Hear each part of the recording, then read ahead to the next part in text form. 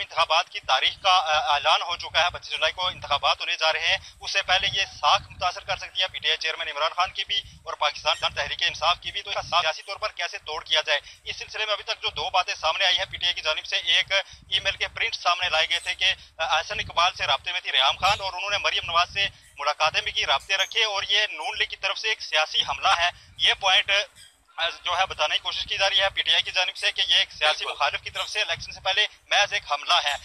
लेकिन जब आज मरियम नवाज से एहतसाब अदालत में हमने ये पूछा था कि क्या आपने कभी रेहाम खान से मुलाकात की, तो उन्होंने इसकी तस्दीक या तरदीद करने से इनकार किया था। दूसरी बात की जानिब से जो ये सियासी तौर पर की जा सकती है और जो की जा रही है कि हनीफ अब्बासी को बहुत पहले कैसे इस किताब का इल्म था, उन्होंने पहले ही कैसे मुतरफ़े कर दिया था कि डरे उस वक्त से जब ऐसी कोई किताब रेहाम खान की सामने आ जाए। ये तो दो सियासी जो पॉइंट्स है वो बताए जा रहे हैं पीटीआई की जानिब से और इसको एक सियासी हमला ही करार दिया जा रहा है। लेकिन इसका मुकाबला कैसे करना है, अपनी साख कैसे बचानी है, और ये तो जो हो रहा है पाकिस्तान में जो हो रहा है, हम अब जरा लंदन चलते हैं। कौसर काज़मी ब्यूरो चीफ हमारे साथ मौजूद है। कौसर, रेहाम खान की मुश्किलात में इजाफा भी हो सकता है, माहिर कानून ऐसा कह रहे हैं।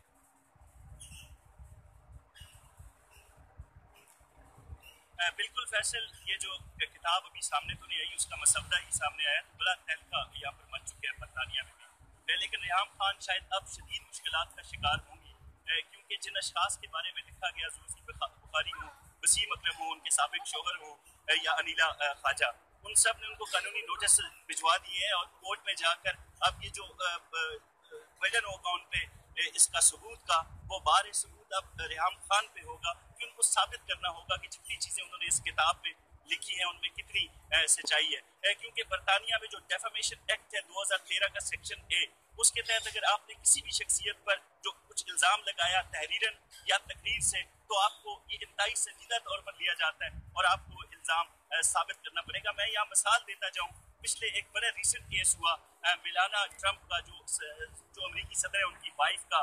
बरतानवी एक अखबार ने लिखा था और उनके बारे में एस्कोर्ट फीमेल कहा गया था और उन्होंने ये केस यहाँ बरतानिया के हाई कोर्ट में लेकर आई और 120 मिलियन डॉलर का हर्जाना किया उस अखबार में उन्होंने, जो उनकी हद तक इज्जत का दावा था।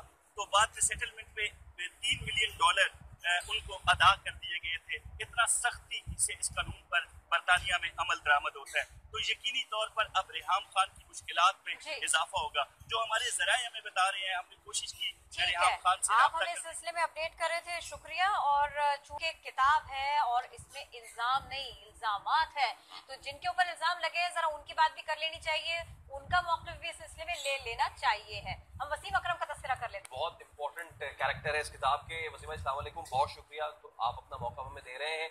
हमें बताइएगा कि रेहाम खान की जानिब से आपकी साबका बीवी पर जो इल्जाम लगाए गए हैं, क्या कहेंगे आप इसमें? मेरी जिंदगी में उनसे एक दफा मुलाकात हुई, वो भी जब नई नई शादी हुई थी, इमरान भाई के घर खाने पे बुलाया था इमरान के घर।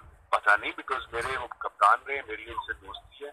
अब देखे ना, एक सैड और लो अटेम्प्ट है ये फेम करने का एक बड़ी खूबसूरत औरत को, जो इस दुनिया में भी नहीं है, अपने आप को डिफेंड करने को। और ये मेरी बीवी लेट वाइफ हुमा, इतनी जबरदस्त औरत, मेरे 2 बच्चे बड़े हैं, उनको बड़ा किया, उनको प्यार किया, मुझे प्यार किया, मुल्क को प्यार किया। तो उससे उसकी आप मेंटेलिटी का अंदाजा लगा सकते हैं कि कुछ पैसे कमाने के लिए या पावर कमाने के लिए वो किसी को भी रगड़ा दे सकती है।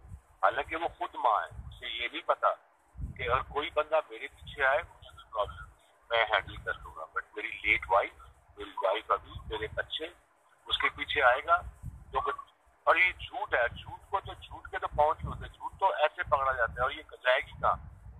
जाएगी तो कहीं नहीं, ये मेरी नाम है जाएगी बुरा, इसको हम पूरा कोर्ट में लेके जाऊंगा कि इसने ये बोला क्यों, अगर इसने बोला है तो। साहब सबको मिल चुका है, आई थिंक उसमें पता हुआ कि डिटेल तो मेरा मतलब जाने की जरूरत नहीं है। और बस यही, जैसे मैंने कहा कि झूठे के पैर नहीं होते और झूठ कभी छुप नहीं सकता, बाहर आएगा ही आएगा। इससे मेंटालिटी का अंदाजा होना जरूरी है सब पूरे मुल्क को। वसीम अकरम, साबिक कप्तान आप, और आप अपना इस पे मौक़िफ़ दे रहे थे, कह रहे थे कि सिर्फ आपकी एक ही बार मुलाकात हुई है कि जिस वक्त खान साहब ने शादी के बाद घर पे दावत दी थी, और उनका ये भी कहना है कि इल्जामात ऐसी शख्सियत पे लगाए हैं जो डिफेंड करने के लिए अब इस दुनिया में भी मौजूद नहीं है, इस दुनिया में मौजूद नहीं, और अब वो कानूनी चाराजोई इस सिलसिले में जरूर करेंगे। ये सब कुछ वसीम अकरम ने कहा। उन्होंने ये भी कहा कि जिनका वजूद नहीं है उनके बारे में बात की गई है। अब जरा वापस आते हैं इल्जामात से किताब पर ही। जब किताब का कहीं वजूद ना था, लीगी रहनुमा हनीफ अब्बासी इमरान खान को उससे डराया करते थे। आज जब किताब के उन्वानात सामने आए हैं, मरियम नवाज कहती है छोड़े जी, जाने दीजिए। खान साहिबा ने बड़ा आला ज़ब्ती का मुजाहरा किया। किसी दिन किताब लिख दी उन्होंने इलेक्शन 2018 से पहले, तो खान साहब क्या बनेगा आपका? लीगी रहनुमा हनीफ अब्बासी एक किताब का बहुत जिक्र किया करते थे। इमरान खान को किताब से डराया करते थे। किताब पर ज्यादा सवाल हो जाए तो गड़बड़ाया भी करते थे। आप खान साहिबा से डरें, अभी भी रुजू कर लें, वरना 2018 से पहले अगर वो किताब आ गई तो मुझे यकीन है आप खाने के काबिल नहीं होंगे। मगर जब किताब का जिक्र आ गया, उन्वानात और मुझसे कभी मुलाकात हुई। रेहाम खान से कभी आपकी राब्ता हुआ है? कभी उनसे आपका? आपसे डराते थे, वो अब रेहाम के नाम से भी कतराने लगे। रेहाम खान की किताब प्रोपेगेंडा है। गुलकार सलमान अहमद ने रेहाम पर संगीन इल्जामात लगाए। कहा रेहाम ने अलीम खान से फिल्म के लिए 1 करोड़ रुपए लिए। इमरान खान की चैरिटी का गलत इस्तेमाल भी किया। रेहाम खान को समा पर मनाजरे का चैलेंज उन्होंने दे डाला। बता रहा हूं कि ये किताब इनकी आ रही है, ये किताब एक प्रोपेगेंडा टूल है। जब इनकी शादी हो गई उस दौरान इन्होंने एक फिल्म बनानी थी, उसके मुआवजा इकट्ठा करने के लिए ये मेरे पास आई। अपनी टीम को भी भेजा कि मैं फंडिंग चाहिए मुझे, ठीक है। इन्होंने फिर अलीम खान से 1 करोड़ रुपए लिया। फिर इन्होंने जो इमरान खान की चैरिटी का काम है, चैरिटी के नाम पे वो मुआवजा अपने लिए इकट्ठा किया इन्होंने। 19 मार्च को मैंने एक ट्वीट की और वो ट्वीट काफी वो वायरल हुई, तो उसमें इन्होंने मुझे एकदम ट्वीट भेज के हमदर्दी शो की और 2 ईमेल लिखे। इसी तरह की ट्वीट हुसैन हकानी साहब की भी आई और 2 फोन कॉल TMLN के एक नुमा की आई, जिन्होंने कहा जी कि हम आपका दर्द समझते हैं और हम चाहते हैं कि जो आप अपना गुबार निकालना चाहते हैं खान साहब के खिलाफ, वो हम आपकी मदद करेंगे और आपकी चैरिटी में हम 10 करोड़ भी डालने के लिए तैयार हैं। रेहाम खान की किताब का डेटा कैसे लीक हुआ, इस सवाल के जवाब की सबको तलाश है। साइबर एक्सपर्ट अब्दुल्ला उस्मान कहते हैं कि किसी का भी डेटा ना सिर्फ हैक हो सकता है बल्कि हैकर को तलाश करना भी बहुत मुश्किल है। हैकिंग अगर तो कंप्यूटर या लैपटॉप से किया है तो उसको डिफाइन या उसको ट्रेस करना is quite easy and possible.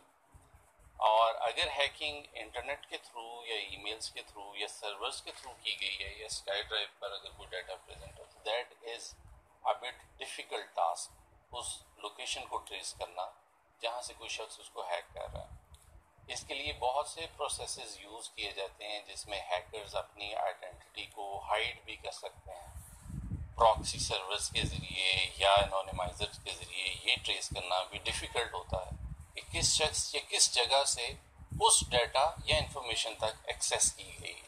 Reham Khan की किताब का मतन लीक होने का मामला कुछ ऐसा है कि जैसे कोई सनसनीखेज ड्रामा, और इसीलिए तो सबको गेम ऑफ थ्रोन के हैक होने की दास्तान एक बार फिर याद आ गई। एक किताब क्या चीज है, पूरा का पूरा चैनल हैक कर सकते हैं। साइबर वर्ल्ड के अंडरवर्ल्ड डॉन गुज़िश्ता साल गेम ऑफ थ्रोन्स का खेल भी पलट चुके हैं। मई 2017 में हैकर ने HBO पर धावा बोला। गेम ऑफ थ्रोन्स सीजन 7 समेत मकबूल शोज के साथ हैकर ने $60 लाख तावान का मुतालबा किया। तहलका खेज खबर ने न सिर्फ मद्दाहों को मायूस किया, अमरीकी चैनल को भी हिला कर रख दिया। FBI ने हैकर को ढूंढ निकाला। ईरानी हैकर behzad misri पर अमरीकी अदालत में केस चला। behzad मुजरिम ठहरा लेकिन गिरफ्तार न हुआ। मुजरिम का नाम आज भी FBI की मोस्ट वांटेड लिस्ट में शामिल है और गेम ऑफ थ्रोन्स के मद्दाहों के जख्म ताजा। रुख करेंगे सियासत का। नवाज